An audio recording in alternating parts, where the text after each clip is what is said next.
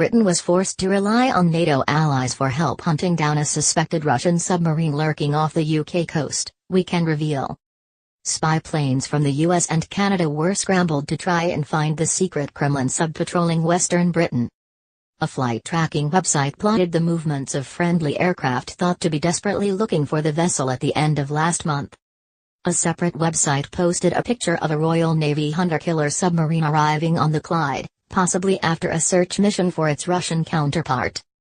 Moscow wants to keep tabs on Britain's nuclear-armed Trident submarines in a bid to gather intelligence on the movements of the UK's top-secret, continuous at-sea deterrent.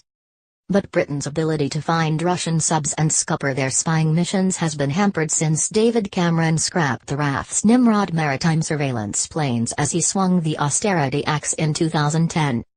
Former First Sea Lord Admiral Sir George Zambellas is expected to be grilled about gaps in the Royal Navy when he appears before the Commons Defence Committee today.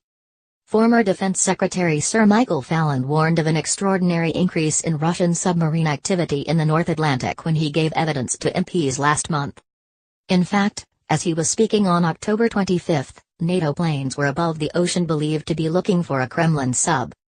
Asked which NATO countries provided maritime patrol aircraft, MPA, for use in UK airspace on October 24 and 25, 2017 inches, Defence Minister Mark Lancaster admitted in a written Commons answer, maritime patrol aircraft from the United States and Canada were temporarily deployed to RAF Lossmouth during the period in question.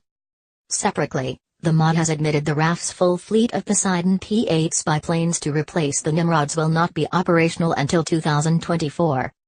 The Mirror previously told how the first plane is due to become operational in 2020.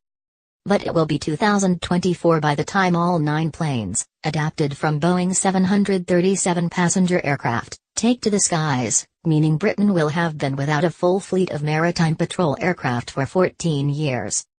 The controversial decision to tear up the Nimrod jets was taken by the coalition government when Liam Fox was Defence Secretary. Blasting the cuts which have left the UK relying on other countries for protection, SNP MP Martin Docherty-Hughes said, "In the last few years, we've seen American, Canadian, French and Norwegian MPAs in UK airspace to pick up the slack, a trend that's only likely to continue, with Russian submarine incursions into the waters off Scotland's west coast reaching levels not seen since the Cold War." Mr. Docherty-Hughes, who sits on the Commons Defence Committee, added, "This is just the latest example in a long-running series which highlights the madness of Liam Fox's decision to literally chop up the Nimrod fleet in 2010.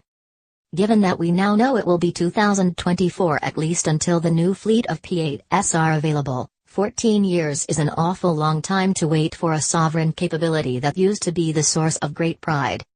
In addition, our allies now have no doubt that this government's hollowing out of capabilities, seen with the MPA and now set to be repeated with the Royal Marines, is an abdication of its most basic responsibilities, and belies any nonsense they might want to talk about global Britain." A MOD spokesman said, "We play a leading role in NATO and work closely with our allies on security in the North Atlantic. We have robust protection in place for our vessels and are investing £3 billion of our rising budget into buying 9 new P-8 aircraft to patrol the seas from 2020.